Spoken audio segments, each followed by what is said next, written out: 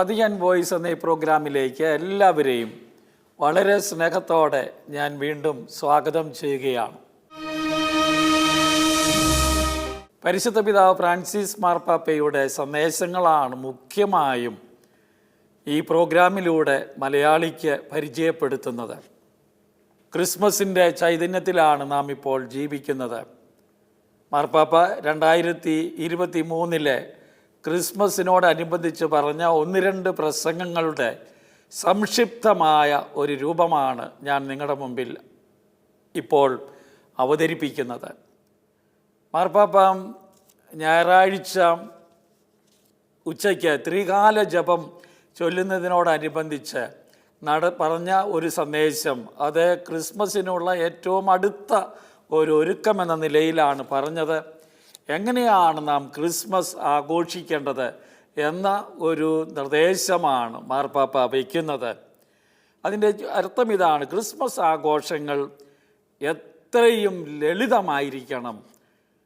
Christmas Isho ഏറ്റവും എളിയവനായി ഈ ലോകത്ത് വന്ന് പിറന്നതാണ്, നിസ്സാരനായി വന്ന് പിറന്നതാണ്.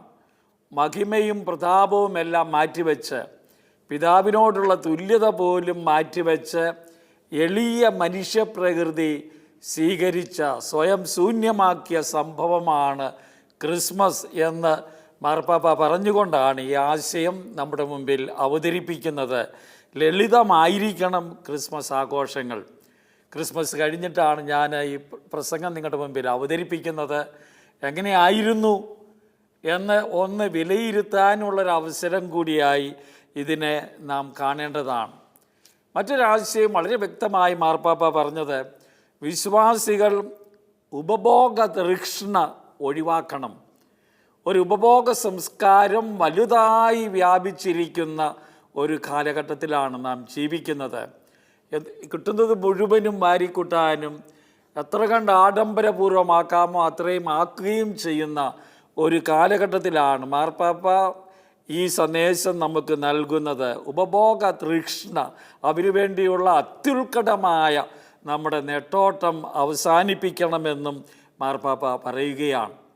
മറ്റൊരു പ്രധാനപ്പെട്ട ആശയം അതിനോട് ചേർന്ന് പോകുന്നത് പാപ്പ പറഞ്ഞു വെച്ചത്, നാം ഈ ലോകത്തിലുള്ള വസ്തുക്കൾ ഉപയോഗിക്കാൻ ദൈവം നൽകിയവ, നമ്മുടെ ഭക്ഷണ സാധനങ്ങൾ, മറ്റു കാര്യങ്ങളെല്ലാം ഒരു കാരണവശാലും പാഴാക്കി കളയരുത് എന്നതാണ്. ഏറ്റവും പ്രധാനപ്പെട്ട ഒരു സന്ദേശമാണിത്. ക്രിസ്മസ് നാളിലും നമ്മുടെ ആഘോഷങ്ങളോടനുബന്ധിച്ചും കേരള സഭ ഈ നാളുകളിലെല്ലാം ഇനി തിരുനാളുകളുടെ ഒരു തിരപ്പുറപ്പാടിലൂടെയാണ് കടന്നു പോകുന്നത്. ആഘോഷങ്ങളുടെ സമയമാണ്. അവിടെ നമ്മൾ ഓർക്കേണ്ട ഒരു സത്യമാണ് മാർപ്പാപ്പ ക്രിസ്മസിൻ്റെ നാളിൽ പറഞ്ഞത്. നാം പാഴാക്കരുത്, വസ്തുക്കൾ പാഴാക്കരുത്, ഭക്ഷണം പാഴാക്കരുത്. എത്രയോ പ്രധാനപ്പെട്ട ഒരു ഉപദേശമാണിത്. സിമ്പിളാണ്, നമുക്ക് എല്ലാവർക്കും അറിയാവുന്ന കാര്യമാണ്. ഞാൻ ഓർക്കുന്നു, നമ്മളെപ്പോലെ മലയാളികളെപ്പോലെ ഭക്ഷണം പാഴാക്കുന്ന ഒരു സമൂഹം ഉണ്ടോ എന്ന് ഞാൻ സംശയിച്ചിട്ടുണ്ട്. ലോകത്തിലുള്ള ഒരു സ്ഥലത്തും ജർമ്മനി വലിയൊരു സമ്പന്ന രാജ്യമായിട്ടാണ് നമ്മൾ കണക്കാക്കപ്പെടുന്നത്. 2ാം ലോകമഹായുദ്ധത്തിന് ശേഷം അവർ ഉയർന്നു വന്നു ബിസിനസ് കാര്യങ്ങളിലെല്ലാം. ഇന്ന് പക്ഷേ ഏറ്റവും വലിയ രാജ്യങ്ങളിലൊന്നല്ല, പക്ഷേ സാമ്പത്തിക രാജ്യങ്ങളിൽ അറിയപ്പെടുന്ന ഒന്നാണ് ജർമ്മനി. ഞാൻ അവിടെ താമസിച്ചിരുന്ന കാലത്ത് ഓർക്കുന്നുണ്ട്, ഭക്ഷണം കഴിക്കുമ്പോൾ മേശപ്പുറത്ത് വീഴുന്ന, അത് വളരെ മനോഹരമായ സ്ഥലങ്ങളാണ്, അവിടെ ശുചിത്വമുള്ള സ്ഥലങ്ങളാണ്.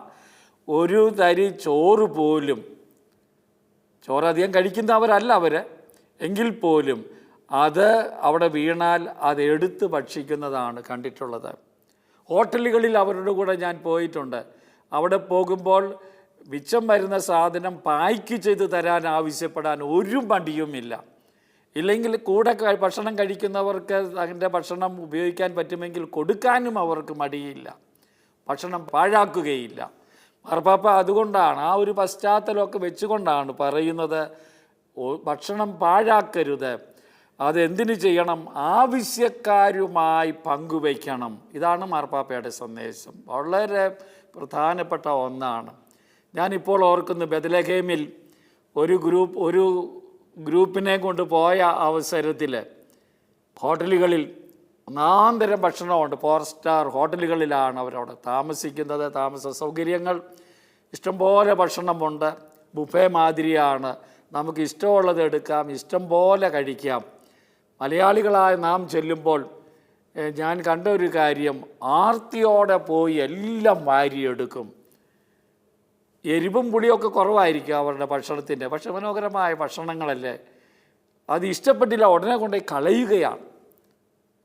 ഇപ്പോൾ ഞാൻ മനസ്സിലാക്കുന്നു, ഇത് കൊല്ലങ്ങൾക്ക് മുമ്പ് നടന്ന ഒരു സംഭവമാണ്. ഇപ്പോൾ ഞാൻ മനസ്സിലാക്കുന്നു, അവരെ ഇപ്പോൾ വളരെ നിയന്ത്രിച്ച് ഈ ഭക്ഷണ സാധനങ്ങൾ നമ്മുടെ നാട്ടിൽ നിന്ന് ആളുകൾ ഇങ്ങനെ ദുരുപയോഗം ചെയ്ത ഒരു അനുഭവത്തിൻ്റെ പശ്ചാത്തലത്തിൽ കൊടുക്കുകയുള്ളൂ എന്ന് മനസ്സിലാക്കുകയാണ്.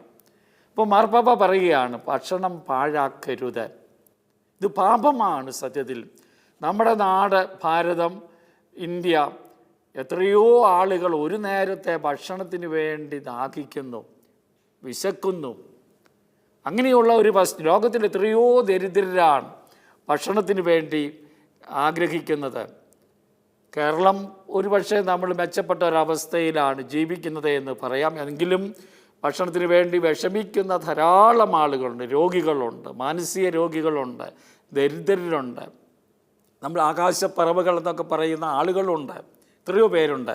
ആ ഒരു പശ്ചാത്തലത്തിൽ മാർപ്പാപ്പയുടെ വാക്കുകൾ വളരെ പ്രധാനപ്പെട്ടതായി ഞാൻ കാണുകയാണ്. ക്രിസ്മസ് ലളിതമായിരിക്കണമെന്ന സന്ദേശമാണ് മാർപ്പാപ്പ നൽകിയത്.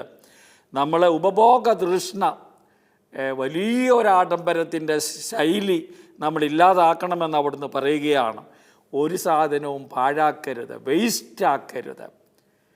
ഒരു വേസ്റ്റിൻ്റെ കൾച്ചറിനെ കുറിച്ച് മാർപ്പാപ്പ പലപ്പോഴും പറഞ്ഞിട്ടുണ്ട്. ഞാൻ ഈ പ്രസംഗങ്ങളിൽ മാർപ്പാപ്പയുടെ ആ ചിന്ത അവതരിപ്പിച്ചിട്ടുള്ളതാണ്. ഒരു വേസ്റ്റിൻ്റെ സംസ്കാരം നമുക്കുണ്ടാകരുത്.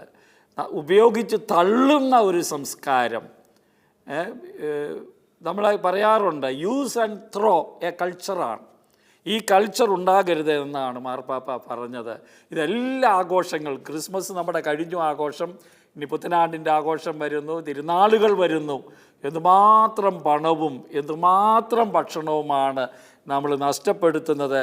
അത് ചെയ്യുന്നത് തിന്മയാണ്, തെറ്റാണ് എന്ന ആശയമാണ് പരിശുദ്ധ പിതാവ് ഒരു ഒരുക്കമെന്ന നിലയിൽ ക്രിസ്മസിൻ്റെ ആ ദിവസം അതിലേക്ക് പ്രവേശിക്കുന്നതിന് തൊട്ടു മുമ്പ് ലോകത്തോട് മുഴുവൻ പറഞ്ഞത് എന്നത് പ്രത്യേകം ശ്രദ്ധിക്കണം.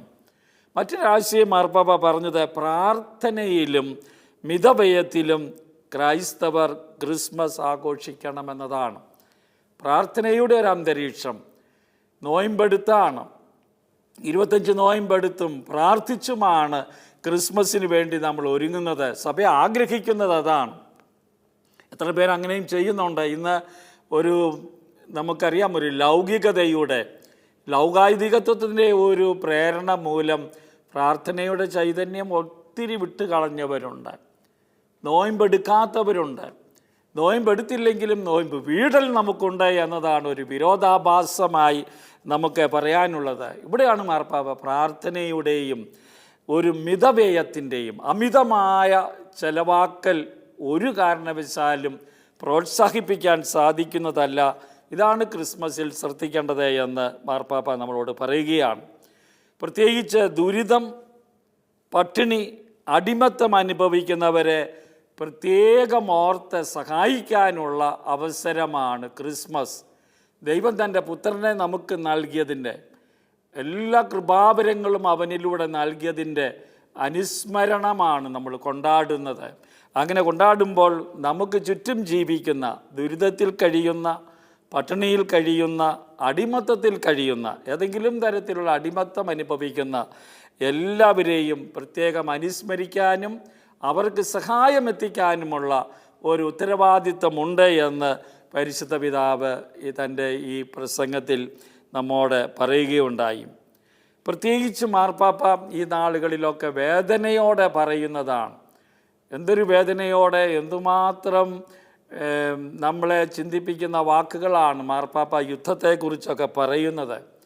യുദ്ധത്തിൻ്റെ കെടുതികൾ നേരിടുന്നവരെ പ്രത്യേകം നമ്മൾ ഓർക്കണമെന്ന് മാർപ്പാപ്പ പറഞ്ഞു. അവർക്ക് വേണ്ടി പ്രാർത്ഥിക്കണം, അവരെ സഹായിക്കാൻ ചുമതലയുണ്ട്. നമ്മളിങ്ങ് ദൂരെയാണ് താമസിക്കുന്നത്, അതുകൊണ്ട് ഇപ്പോൾ ഇസ്രയേലും പലസ്തീനും തമ്മിലുള്ള ആ യുദ്ധം എത്രയോ ആളുകൾക്ക് ദുരിതങ്ങൾ വച്ചിരിക്കുന്നു. സമാധാനമാണ് ക്രിസ്മസിൻ്റെ സന്ദേശം. നമുക്കറിയാം, സന്മനസ്സുള്ളവർക്ക് സമാധാനമെന്നാണ് മാലാഖമാർ ആലപിക്കുന്നത്. സമാധാനത്തിൻ്റെ സന്ദേശമാണ് ക്രിസ്മസ് നമുക്ക് എപ്പോഴും തരുന്നത്. അപ്പോൾ ഇവിടെ യുദ്ധങ്ങളുടെ, കലഹങ്ങളുടെ, വഴക്കുകളുടെ ഒക്കെയുള്ള ഒരു പശ്ചാത്തലത്തിൽ അത് വൻതോതിൽ രാജ്യങ്ങൾ തമ്മിൽ നടക്കുന്നു, കുടുംബങ്ങൾ തമ്മിൽ നടക്കുന്നു, ആളുകൾ തമ്മിൽ നടക്കുന്നു. ഇങ്ങനെയൊക്കെ നടക്കുന്ന അവസരങ്ങളിൽ സമാധാനത്തെപ്പറ്റി ചിന്തിക്കാനും മാർപ്പാപ്പ നമ്മോട് പറയുകയാണ്. സമാധാനമുണ്ടാക്കുന്നവരാകണം നാം. അതുതന്നെയാണല്ലോ കർത്താവും തൻ്റെ പരസ്യ ജീവിതകാലത്ത് നമ്മോട് പറഞ്ഞത് മലയിലെ പ്രസംഗത്തിൽ. സമാധാന പാലകർ ഭാഗ്യവാന്മാർ. സമാധാനം ആഗ്രഹിക്കുന്നവരല്ല, വെറുതെ കാംക്ഷിച്ചതുകൊണ്ട് മാത്രമായില്ല. സമാധാനം സൃഷ്ടിക്കുന്നവർ, പാലിക്കുന്നവരാണ് ഭാഗ്യവാന്മാർ. അവർക്കുള്ള വിശേഷണവും നമുക്കറിയാം. അവർ ദൈവമക്കളെന്ന് വിളിക്കപ്പെടുന്ന ദൈവമക്കൾ. ദൈവപുത്രൻ ഈ ഭൂമിയിൽ സമാധാനത്തിൻ്റെ സന്ദേശവുമായി വന്നു. നാമും ഇന്ന് സമാധാനത്തിൻ്റെ സന്ദേശമാണ് ലോകത്തിന് അവതരിപ്പിക്കേണ്ടത്. അപ്പോൾ ഈ കാര്യങ്ങളാണ് ലാളിത്യം. പുൽക്കുടിനേക്കാൾ ലളിതമായ ഒരു അവസ്ഥ തിരഞ്ഞെടുക്കാൻ തമ്പുരാൻ കർത്താവ് കണ്ടില്ല. അതാണ് ഏറ്റവും വലിയ ഒരു ചിന്ത നമ്മുടെ മനസ്സിലുണ്ടാകേണ്ടത്. ഒരു പശുത്തൊഴുത്തിൽ, കാലിത്തൊഴുത്തിലാണ് അവിടുന്ന് വന്ന് പിറക്കുന്നത്. അതിനെ ഒരർത്ഥമെന്ന് പറയാവുന്നത്, മൃഗസമാനമായ ഒരു സാഹചര്യത്തിൽ ജീവിക്കുന്നവരോടും പങ്കുപറ്റാനാണ് അവിടുന്ന് കാലിത്തൊഴുത്തിൽ വന്ന് പിറന്നത് എന്നത് നമ്മൾ ശ്രദ്ധിക്കണം. അവിടെയാണ് ലാളിത്യം കാണുന്നത്, അവിടെയാണ് എളിമ നമ്മൾ കാണുന്നത്.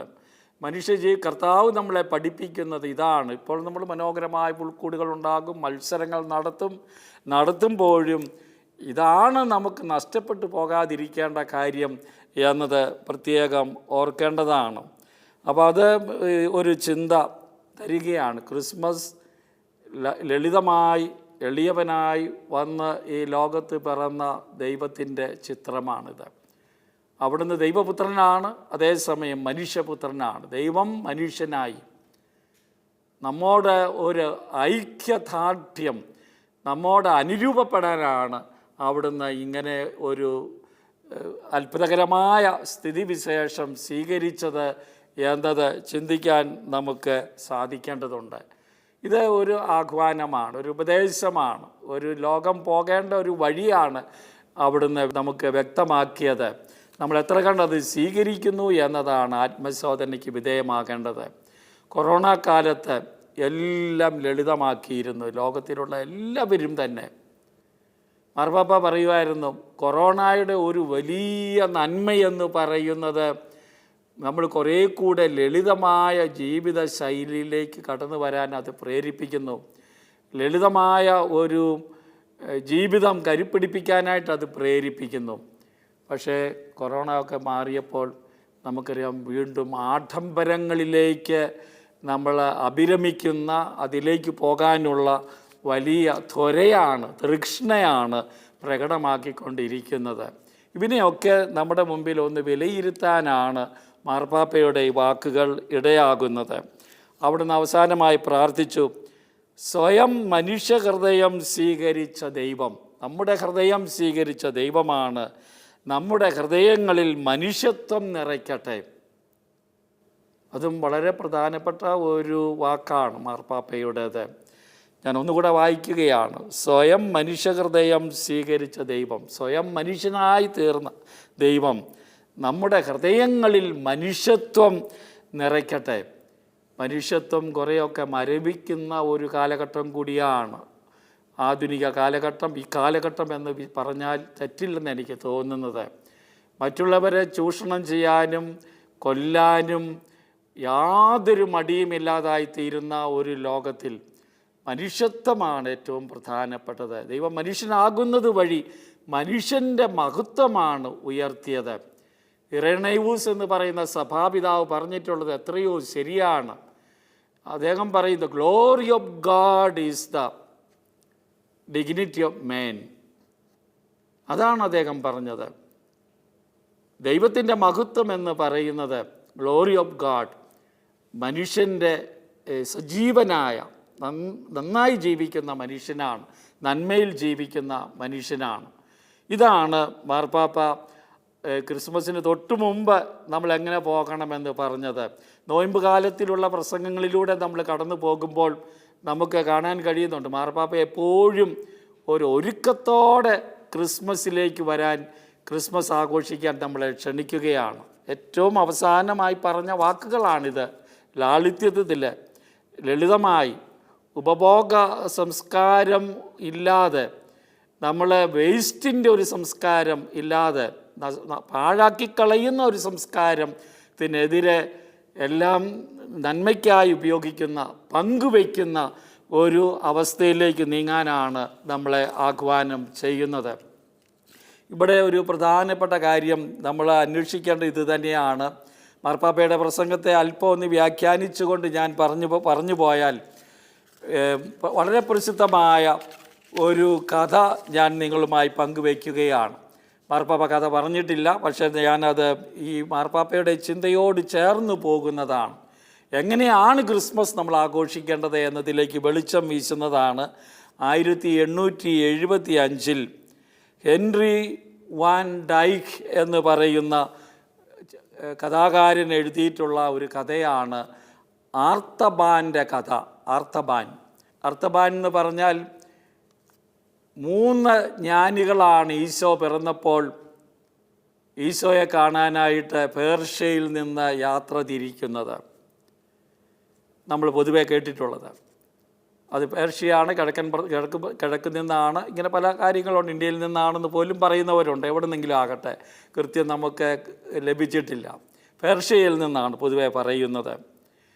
പക്ഷേ ഈ ഹെൻറി വാൻ ഡൈക്ക് എഴുതിയിരിക്കുന്നത് 4മതൊരു ജ്ഞാനിയും കൂടെ ഉണ്ടായിരുന്നുവെന്നാണ്. ഈ 4 പേരും കൂടെ ഒന്നിച്ചാണ് തീരുമാനിച്ചത്.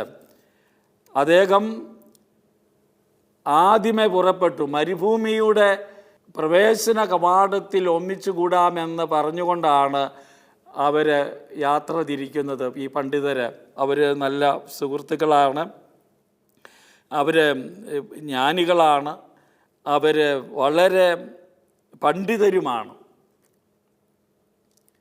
ആർത്തബാൻ ആദ്യം പോന്നു. പക്ഷേ അദ്ദേഹത്തിന് പനി പിടിച്ച് അദ്ദേഹത്തിന് താമസിക്കേണ്ടതായി വന്നു. പ്രത്യേകിച്ച് അദ്ദേഹം അവിടെ ഒരു വൃദ്ധനെ കണ്ടുമുട്ടി യാത്രയിൽ. ആ വൃദ്ധൻ പനി പിടിച്ച് കടന്നതുകൊണ്ട് ബോധമില്ലാത്തൊരവസ്ഥയിലാണ് കണ്ടുമുട്ടുന്നത്. അവനെ ശുശ്രൂഷിക്കാനും അവനൊരു ജീവൻ ഉണ്ടാക്കി കൊടുക്കാനും വേണ്ടിയുള്ള പരിശ്രമത്തിൽ അവന് 10 ദിവസം താമസിക്കേണ്ടി വന്നു. മരുഭൂമിയുടെ കവാടത്തിൽ കണ്ടുമുട്ടാമെന്ന് പറഞ്ഞ സ്ഥലത്ത് മറ്റു 3 പേര് വന്നപ്പോൾ ഈ ആർത്തബാനെ കാണാൻ കഴിഞ്ഞില്ല. അവരവിടെ ഒരു കുറിപ്പ് വെച്ചിട്ട് പോയി, നമുക്ക് മരുഭൂമിക്ക് അപ്പുറം കണ്ടുമുട്ടാം എന്ന് പറഞ്ഞുകൊണ്ട് അവർ മുന്നേ പോയി. ഇവനെ കാണാൻ സാധിക്കാതെ വന്നതുകൊണ്ട് ആർത്തബാൻ എന്താ ചെയ്തു? അദ്ദേഹത്തിൻ്റെ സമ്പത്ത് മുഴുവനും വിറ്റ് 3 വിലയേറിയ രത്നങ്ങൾ കൊണ്ടാണ് അദ്ദേഹം കർത്താവിന് സമർപ്പിക്കാൻ വേണ്ടിയാണ് അവനത് ഒരുക്കിക്കൊണ്ട് വന്നത് എന്ന് ഈ കഥാകൃത്ത് എഴുതി വയ്ക്കുകയാണ്, ഹെൻറി എഴുതുകയാണ്. നിങ്ങൾക്കറിയാമല്ലോ, അദ്ദേഹം മരുഭൂമിയിലേക്ക് ഈ പാവപ്പെട്ട മനുഷ്യൻ്റെ വൃദ്ധന് ഭക്ഷണം കൊടുത്തതുകൊണ്ടും അവൻ കൊണ്ടുവന്ന ഭക്ഷണങ്ങളെല്ലാം പങ്കുവയ്ക്കേണ്ടി വന്നതുകൊണ്ട് മറ്റു കാര്യങ്ങളില്ലാതായി. മരുഭൂമിയിലൂടെ കടന്നു പോകുന്നതിന് അദ്ദേഹത്തിന് വേറെ സംവിധാനമില്ല. അതുകൊണ്ട് 1 രത്നം കൊടുത്ത് അവനൊരു ഒട്ടകം വാങ്ങിച്ചാണ് മരുഭൂമി കടന്നത്. മരുഭൂമി കടന്ന് അവൻ ബെത്ലഹേമിലെത്തി. നക്ഷത്രത്തെ അനുധാപനം ചെയ്താണല്ലോ ഇവരുടെ യാത്ര. അവിടെ വന്നപ്പോൾ ഒരു സ്ത്രീ ഒരു കുഞ്ഞിനെയും കയ്യിൽ പിടിച്ചുകൊണ്ട് പറഞ്ഞു, തിരുക്കുടുംബം ഈജിപ്തിലേക്ക് പലായനം ചെയ്തു. ഇങ്ങനെ ഈ കാര്യങ്ങൾ പറഞ്ഞുകൊണ്ട് നിൽക്കുമ്പോഴാണ് ഹെറോദേസിൻ്റെ പട്ടാളക്കാരൻ വന്ന് ഈ സ്ത്രീയുടെ കയ്യിലിരിക്കുന്ന കുഞ്ഞിനെ കൊല്ലാൻ ശ്രമിക്കുന്നത്. അവന് ഭയങ്കര പ്രയാസമായി. തൻ്റെ കയ്യിലുണ്ടായിരുന്ന മറ്റൊരു രത്നം എടുത്ത് ഈ പട്ടാളക്കാരന് കൊടുത്ത് ഈ കുഞ്ഞിനെ രക്ഷിച്ചു. കുഞ്ഞിനെ രക്ഷിച്ചിട്ട് ഇവൻ അലക്സാൻഡ്രിയ വഴി ഈജിപ്തിലെത്തി കർത്താവിനെ അന്വേഷിച്ച് നടക്കുകയാണ്. 33 കൊല്ലം അവൻ അലഞ്ഞു തിരിഞ്ഞു എന്നാണ് കഥാകാരൻ പറയുന്നത്. തിരിച്ച് അവൻ ജെറുസലേമിലെത്തുന്നു. ജെറുസലേമിലെത്തുമ്പോൾ അവന് കിട്ടുന്ന വാർത്ത ഇതാണ്: പീലാത്തോസ് ക്രിസ്തുവിനെ വധിക്കാനായിട്ട് തീരുമാനമെടുത്തിരിക്കുന്നു. ഞാൻ അവനെ രക്ഷിക്കുമെന്ന് പറഞ്ഞുകൊണ്ട്, പട്ടാളക്കാരിൽ രക്ഷിക്കുമെന്ന് പറഞ്ഞുകൊണ്ട് ആർത്തമാൻ ഓടി. പോണ വഴിക്ക് കൊള്ളക്കാർ പിടിച്ചുകൊണ്ടു പോകുന്ന ഒരു പെൺകുട്ടിയെ കണ്ടു. ആ പെൺകുട്ടി കരഞ്ഞ് നിലവിളിച്ചു ആർത്തമാനെ കണ്ടപ്പോൾ, എന്നെ രക്ഷിക്കണമേ. അവന് മനസ്സലിഞ്ഞ് ആ അവശേഷിച്ച രക്തം കൂടി ഈ കുഞ്ഞിനെ അവർക്ക് പട്ടാളക്കാർക്ക് കൊള്ളക്കാർക്ക് കൊടുത്ത് അവൻ അവിടെ നിന്ന് രക്ഷപ്പെടുത്തുകയാണ് ആ പെൺകുട്ടിയെ. പെട്ടെന്ന് ഒരു ഭൂകമ്പമുണ്ടായി. കല്ല് തെറിച്ചു വീണ് ഇവൻ്റെ തലയിലേക്ക് വീഴുന്നു. അവനവിടെ മരിക്കാറായി കിടക്കുകയാണ്. അവിടെ ഒരു സ്വരവും കൂടെ കേൾക്കുകയാണ്, ഒരു പ്രവചനം: ഈ എളിയവരിൽ ഒരുവന് നിങ്ങൾ ഇത് ചെയ്തപ്പോൾ എനിക്ക് തന്നെയാണ് ചെയ്തത്. നീ എനിക്കാണ് ശുശ്രൂഷ ചെയ്തത്. ഈശോ പ്രസംഗിച്ച ഒരു പ്രധാനപ്പെട്ട സന്ദേശമാണല്ലോ അത്. പാവപ്പെട്ടവരോടുള്ള പങ്കുവയ്ക്കലിൻ്റെ വലിയ അർത്ഥമാണ് ഈ കഥ. വളരെ പ്രസിദ്ധമാണ് ഈ കഥ. ഒരുപക്ഷെ നിങ്ങൾ കേട്ടിട്ടുണ്ടാകും, ഇല്ലെങ്കിൽ മനോഹരമായി കഥ ഹെൻറി ഡൈക്ക് എഴുതിയിരിക്കുന്നത്. മാർപ്പാപ്പ ആ ഒരു കഥയുടെയൊക്കെ പശ്ചാത്തലത്തിലാണ് മറ്റുള്ളവർക്ക് വേണ്ടി ജീവിക്കുമ്പോഴാണ്, എനിക്കുള്ളത് പങ്കുവയ്ക്കുമ്പോഴാണ് യഥാർത്ഥ ക്രിസ്മസ് ആഘോഷം നടക്കുന്നത് എന്ന് ചിന്തിക്കാൻ നമുക്ക് ഏവർക്കും സാധിക്കണം. മാർപ്പാപ്പയുടെ ഈ സന്ദേശത്തിൻ്റെ ആ കാതൽ ഞാൻ നിങ്ങളുടെ മുമ്പിൽ അവതരിപ്പിക്കുന്നു. നമുക്ക് ഇത് സ്വീകരിക്കാൻ സാധിക്കുമ്പോഴാണ് യഥാർത്ഥ ക്രിസ്തീയ അരൂപിയിൽ നമ്മൾ ക്രിസ്മസ് ആഘോഷിക്കുന്നത് എന്ന് ചിന്തിക്കാൻ ഇടയാകട്ടെ. ദൈവം നമ്മളെ അനുഗ്രഹിക്കട്ടെ. മാർപ്പാപ്പയുടെ മറ്റൊരു സന്ദേശവുമായി നമുക്ക് കണ്ടുമുട്ടാൻ ഇടയാകട്ടെ.